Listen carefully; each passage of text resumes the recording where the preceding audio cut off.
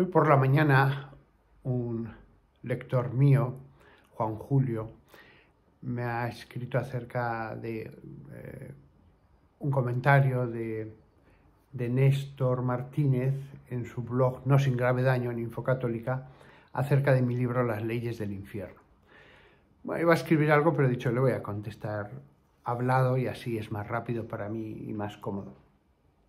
Pondré en la descripción del libro tanto el link a su post como a mi libro para si alguien quiere profundizar.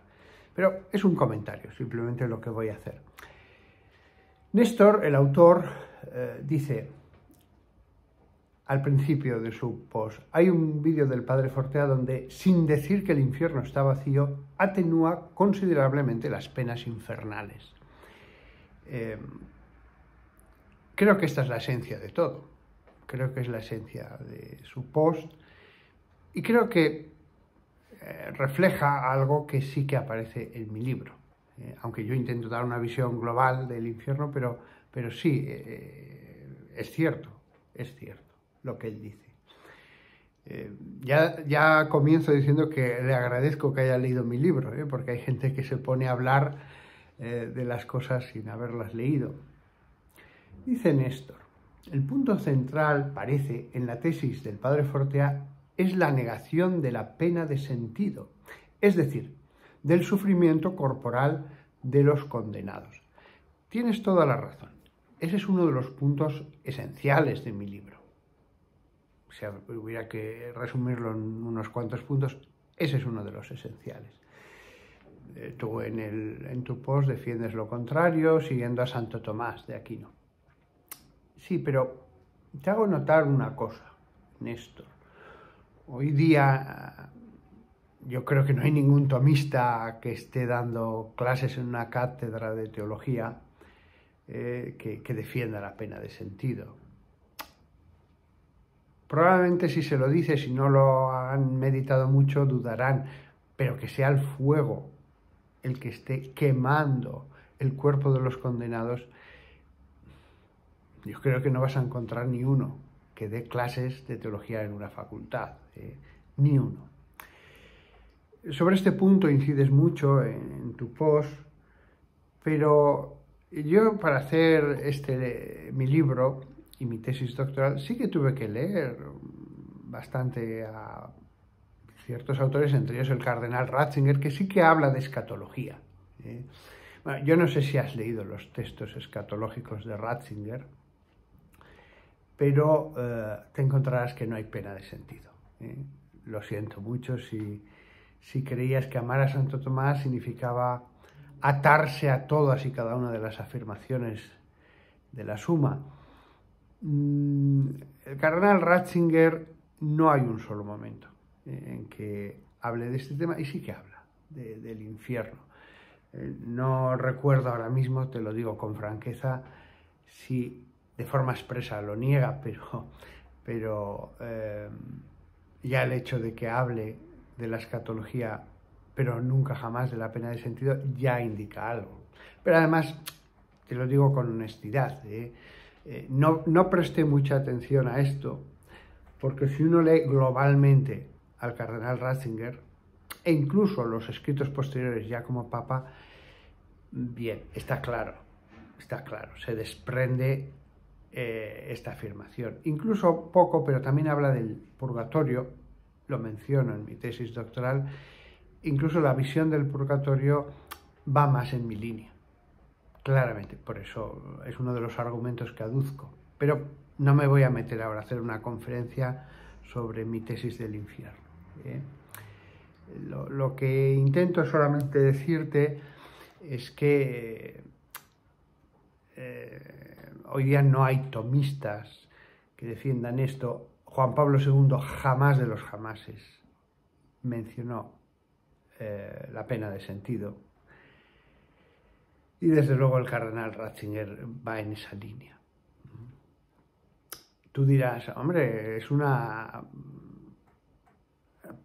presupuesto que estás poniendo. Bueno, en fin, creo que todos estarán de acuerdo, los que conozcan bien la obra de Ratzinger.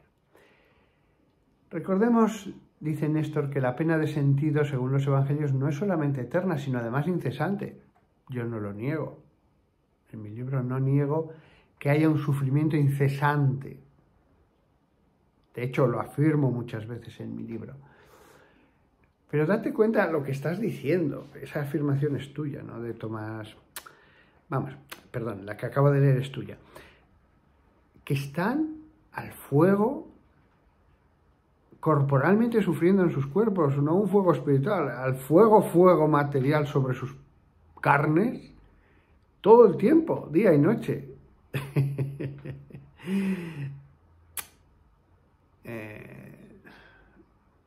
Una cosa es creer en la condenación eterna y otro es este sadismo. Son dos cosas distintas. Vamos, que esa postura yo creo que nadie que enseñe teología, por muy ortodoxo que sea, por muy tomista que sea, hoy día lo defiende nadie.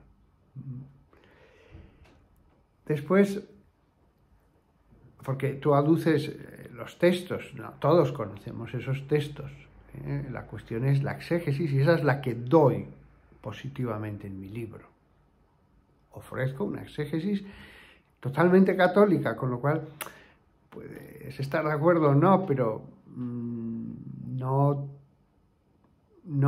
des a entender que voy contra las palabras de Jesús, no, para nada. Después escribes, ¿qué felicidad natural puede coexistir con la frustración eterna de haber perdido al bien supremo que es Dios? Ahí tienes razón que el aspecto de la felicidad natural en el infierno es una de las tesis esenciales de mi libro. En eso te doy la razón, es una de las tesis esenciales de mi libro. Claro, haces afirmaciones con las que estoy de acuerdo, el fin, la felicidad es Dios, de todo ser humano, etc. Pero, aunque niegas lo que yo digo, evidentemente en el post no realizas una argumentación contra mis afirmaciones, con lo cual tampoco puedo yo contraargumentar, pero sí que dejo constancia de que el asunto de la felicidad natural dentro de un estado de condenación es una de las, humildemente, creo, aportaciones de mi obra. Aquí podríamos leer a muchos autores sobre el tema de la felicidad natural, pero yo estoy de acuerdo con lo que ellos dicen. Lo que pasa es que el tema de la felicidad natural ya en un estado de condenación es algo muy peculiar. Es la felicidad posible en un estado muy específico. Y esos autores que me citas realmente no abordaron este capítulo. Bien, no voy a contestar ahora. Dices tú otra afirmación que es la siguiente. Por tanto, si el destino final y eterno en el sentido de para siempre de todas las criaturas racionales es el cielo, yo no digo eso, yo creo que hay almas condenadas, pero bueno, si la mayoría. Entonces, no hay diferencia alguna, en definitiva, entre el santo y el pecador, el que se salva y el que se condena. Bueno, lo que trato de explicar en mi libro es precisamente que sí, que hay diferencia, incluso a pesar del perdón de Dios. Hay diferencia. Esta afirmación que haces realmente es muy utilitarista de Dios. Fíjate lo que has escrito, son tus palabras. Por tanto, si el destino final y eterno, en el sentido de para siempre de todas las criaturas racionales, es el cielo, entonces no hay diferencia alguna, en definitiva, entre el santo y el pecador, el que se salva y el que se condena. O sea, entonces, solo hacemos el bien porque así estaremos en un paraíso de felicidades. Porque la frase que has dicho es, si la mayoría se salva, entonces no hay diferencia alguna, son tus palabras. Si la mayoría se salva, entonces no hay diferencia alguna. Son tus palabras. No, no. Realmente, ahí está la parábola, por ejemplo, de los viñadores de la última hora, los que solo trabajaron al final, etc. Claro que hay diferencia. Y además, mi libro ahonda profundamente en esa diferencia a pesar del perdón de Dios. El mal nunca deja de no tener consecuencias. Pero esa afirmación tuya es muy utilitarista. Dios se convierte en medio, no en fin. Si algo vamos a ver en el cielo es que querremos haber hecho el bien por el bien mismo. Como dice el famoso poema, aunque no hubiera cielo ni infierno, yo te amara, Dios mío. No lo estoy citando literalmente, ya sabéis que es muy conocido, aunque no hubiera cielo e infierno, yo te amara.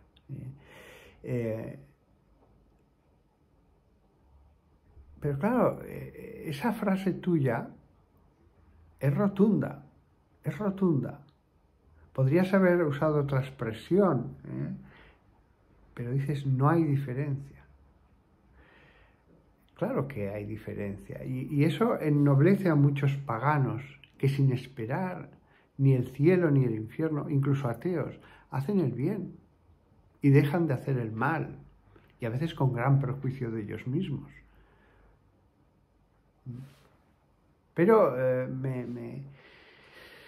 esa frase hay que corregirla, evidentemente. Después dice Néstor, porque además si esa era la estrategia del señor Padre Fortea, no hay estrategias. En mi libro no hay estrategias. No es una apología de nada, no es un discurso, son argumentaciones. No hay estrategias. Pero además, porque además si esa era la estrategia del señor, el Padre Fortea, perdón, he leído mal, aquí me he confundido, había puesto la cita, me corrijo, habla de Jesús. Porque además si esa era la estrategia del Señor, el Padre Fortea, revelándola, la ha hecho a perder irremediablemente. Alguien podría concluir lógicamente, ahora que sabemos que en el fondo no pasa nada, a vivir que son 2 días.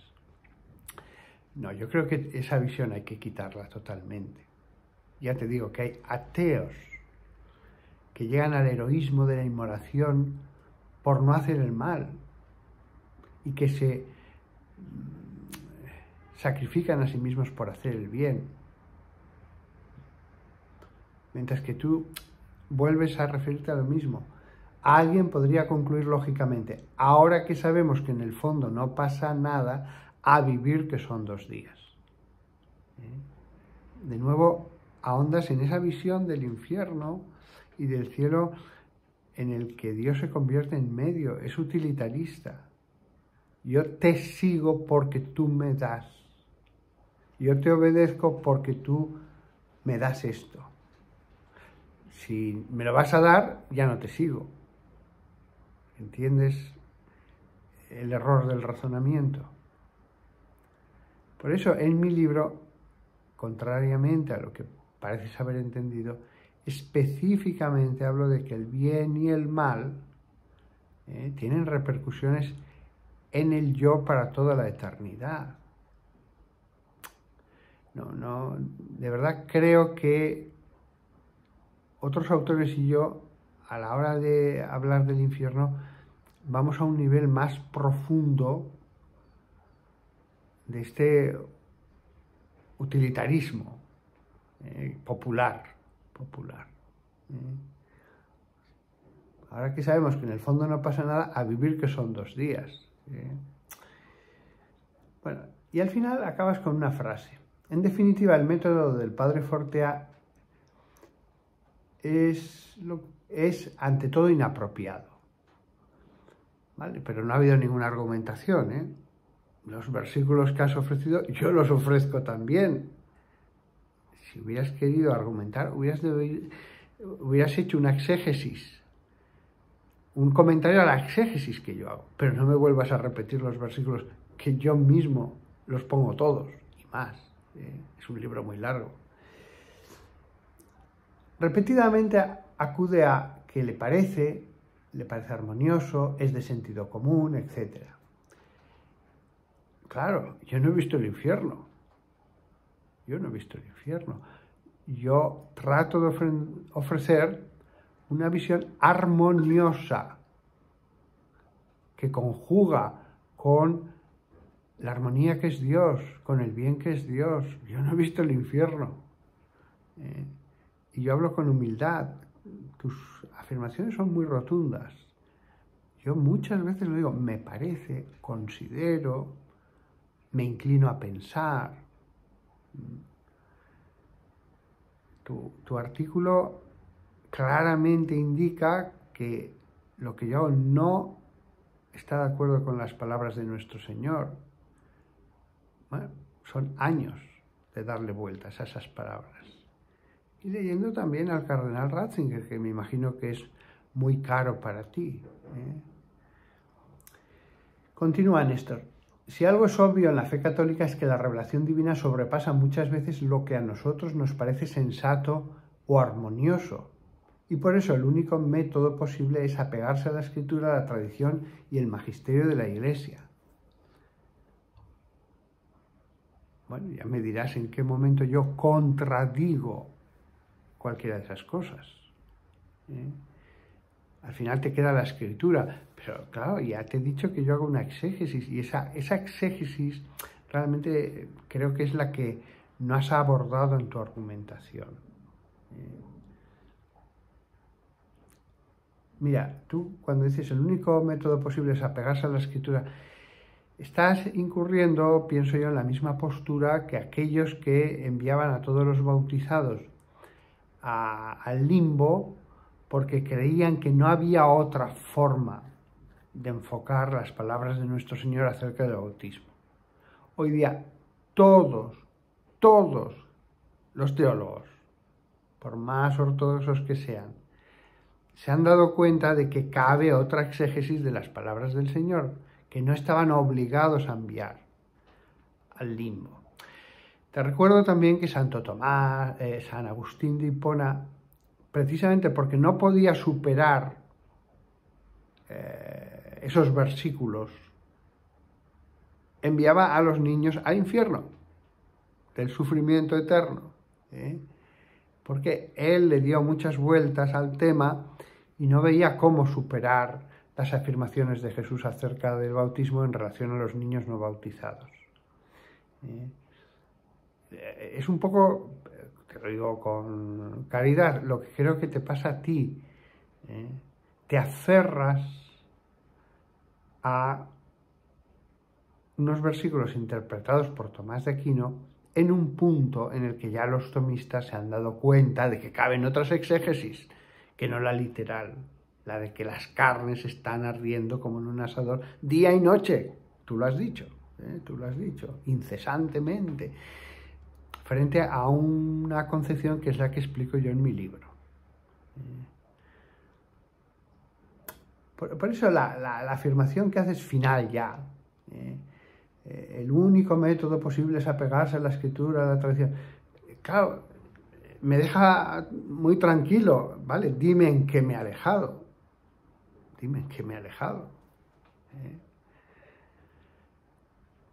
Conclusión final. Sí que tienes razón en que yo no pienso que las almas estén ardiendo en un fuego material con sus cuerpos materiales.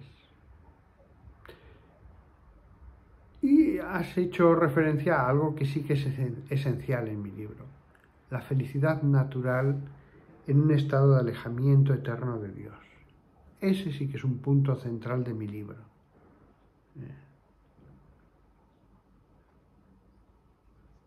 Le he dado vueltas y vueltas y más vueltas a años, y me encanta cuando alguien que sabe argumenta en contra de lo que yo he defendido, porque siempre aprendes, siempre te das cuenta de si te has equivocado en algo, etc. El punto de la felicidad natural sin Dios. Bien, es debatible, pero la alternativa, si yo no tengo razón, es un infierno muy distinto, ¿eh? Es un infierno muy distinto. Como tú mencionabas, lo que da realmente la medida de ese sufrimiento es la eternidad. La eternidad. No es lo mismo estar sin Dios un año o 20 años que toda la eternidad. Eso es lo que da la medida del infierno. Bueno, te pido perdón porque pensaba hablar 7 minutos y al final me he extendido. No era mi intención, pero me gusta el diálogo, me gusta cuando alguien argumenta contra mí, sí, me gusta. Ojalá que hubiera mucha gente que me señalara puntos que yo pudiera decir, tienes razón, lo voy a corregir. Pero el punto esencial en el que diferimos es la exégesis. A ti te lleva a unas conclusiones medievales y a mí me lleva a unas conclusiones que están en la línea del cardenal Ratzinger, ¿eh? Y en el fondo de Juan Pablo II, que no mencionó ni una sola vez la pena de sentido. Y después está el tema más opinable, mucho más opinable, de puede haber una cierta felicidad natural sin Dios en el infierno.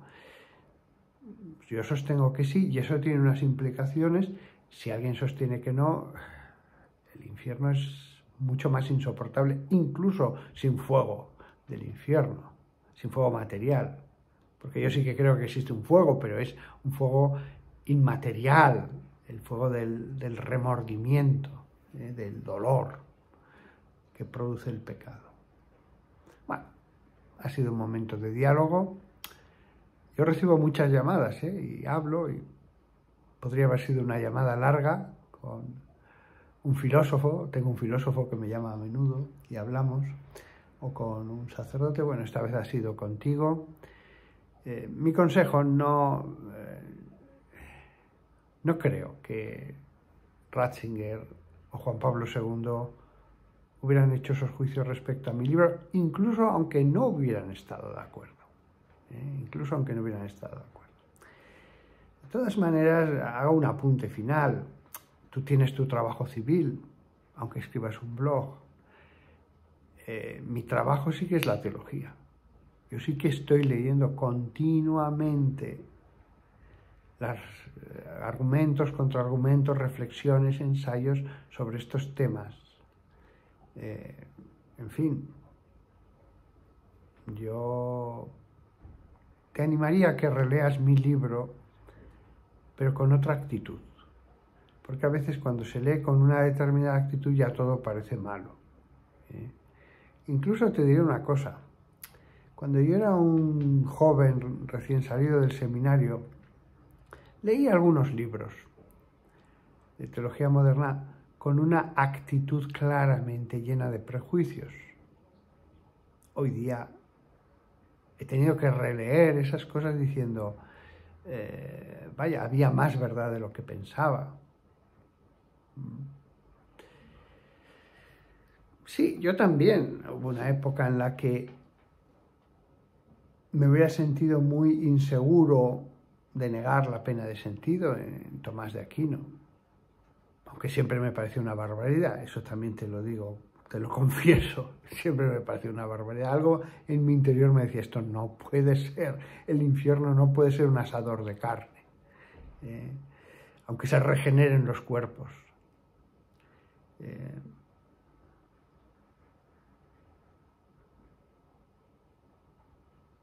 Además,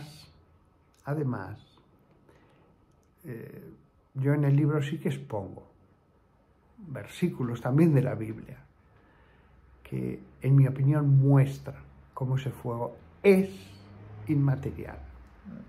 Es inmaterial. Bien, no quiero entrar en ese asunto.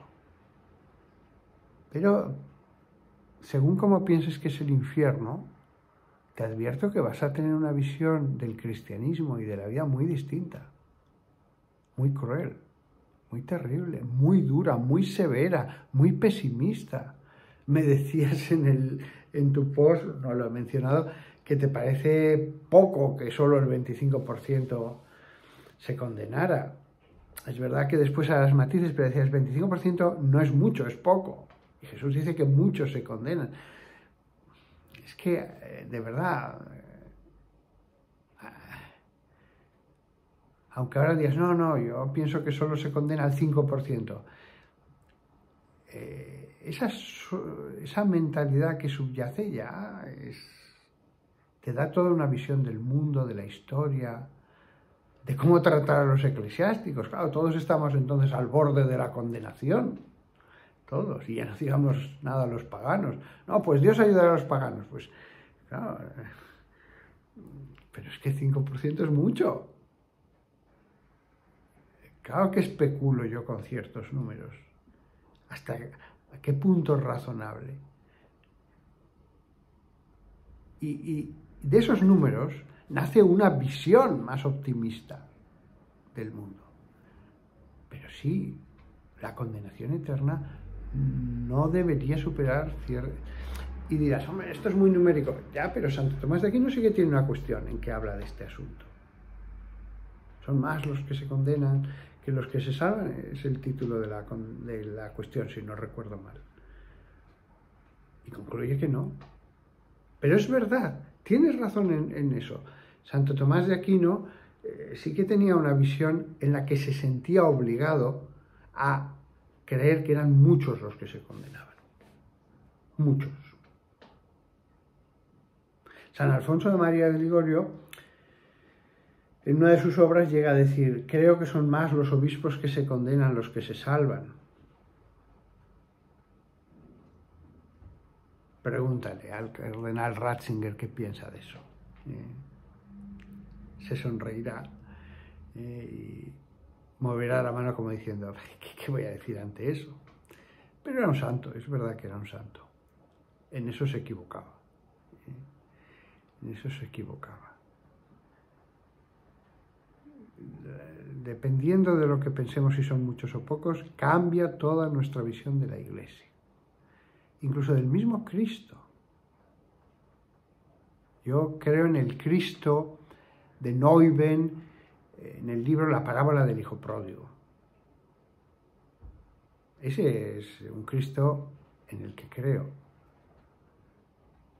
Pero con todo lo sabio que era San Agustín, llegó a pensar que todos los niños no bautizados sufrirían eternamente en el infierno, eso sí, con penas muy pequeñas. En el infierno. Como el otros. Sí, cabe un cristianismo incluso más extremo que el tuyo, de Torquemada, y por supuesto cabe un cristianismo en el que tampoco ya hay que esforzarse para nada porque el premio es igual para todos. También cabe esa mentalidad luterana del cristianismo. Mi libro no está en ninguno de los dos extremos. No, trato de ser concienzudo con todos los versículos de la Biblia, todos. Me los tomo totalmente en serio porque son palabras de Dios. Parece menos valorar que alguien que se aferra a las Escrituras puede llegar a conclusiones diversas. Yo te aconsejo un diálogo teológico más sereno, más tranquilo. Todos pensamos tener la verdad. No lo digo yo así en el libro, expongo mi opinión, pero muchas veces, como tú me criticas, digo, considero, me parece, me inclino a pensar. La serenidad es una buena cosa para la teología. Hasta pronto y te deseo lo mejor.